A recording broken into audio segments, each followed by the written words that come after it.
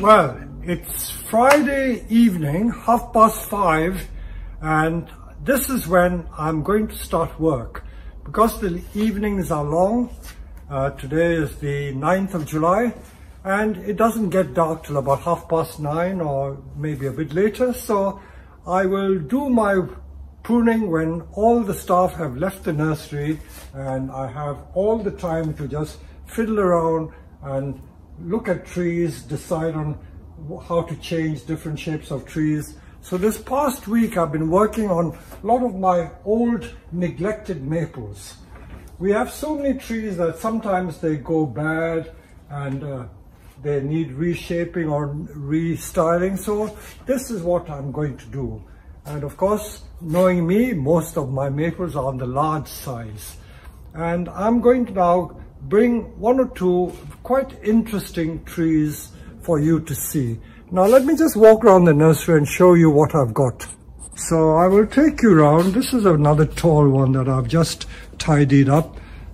Many of them lose branches and you've got to regrow branches.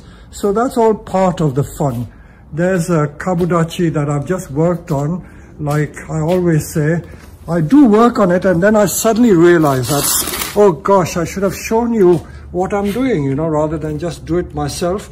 I should have shown you what I've been doing. So all these trees have been worked on. They're all maples. And this has been a maple week for me. Now this is another huge tree. I'm going to work on this one to show you what I'm going to do with that. And these are the Benichidoris that I've got here. Maybe about a dozen, 12 or 15, all in need of training or re-trimming. Many of them require drastic maple decisions. I should have shown you what I was doing on this one. This is a tried maple that I'm restyling, reshaping, creating new taper. So forever things are changing and being done and redone. These are great big Arakawas which need to be restyled. So I'm going to work on these during the next couple of days. So this, as I say, has been a maple week. As if I don't work on maples enough.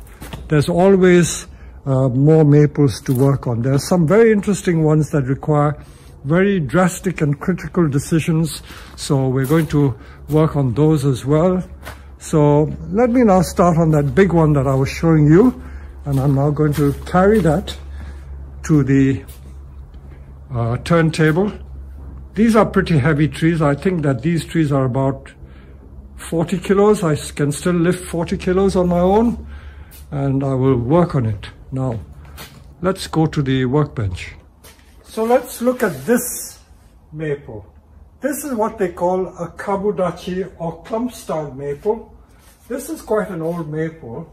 And over the years, what was originally a 5-trunk kabudachi, these are the trunks that died. Over a period of time they do die, so I cut it out and I'm left with 3 trunks. So the front is no longer like this. I'll have to make the front somewhere new this way and I will retrain it. Maples, in case you are wondering why you get dieback, they do die back quite often. So this is a branch that suddenly, for no rhyme or reason, has died. So you've got to accept maples for what they are.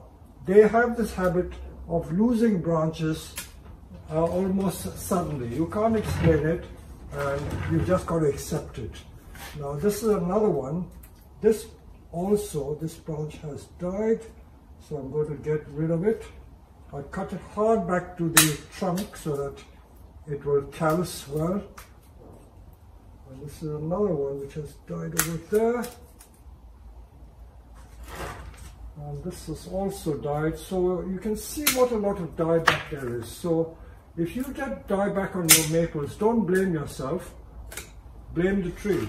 Because maples have this habit of suddenly losing branches. This is another branch that has gone. But on the plus side, they will produce new branches very readily. So although you may suddenly get a branch dying, they will break back from old wood, and if you feed it heavily, you will get new branches fairly soon. Now, fortunately, I still have a viable triple trunk tree here, so all is not lost. All I have to do is to direct the energies into the right place. So the front is going to be there. So although the pot is like that, I'm going to make the front like this. So when I come to repotting it, eventually, it's going to be viewed from this side. So anything growing inwards, I will either shorten or reduce very considerably. Try not to let all the growth grow upwards, because most trees have the tendency to have branches growing upwards. And if you don't control that growth, all the energies will be wasted there, and you will not get branching lower down. Now this is a nice tall maple, although this is really the apex, so there's formed an apex at the back. But I've got to control that, otherwise if I don't control it, all the energies go there and these lower branches are going to die. And these long shoots as well, I try to trim them back so that I control the vigor.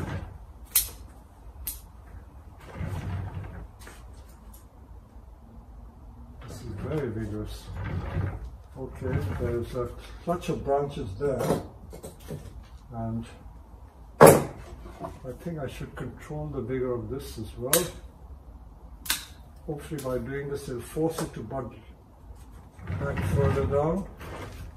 And this has made it look quite presentable. So all I need is more branches growing in here to form the crown. So that is all I need to do. And where I've made the cuts, it's always a good idea to seal it. Many people are always confused when I work on maples and do heavy pruning in the summer.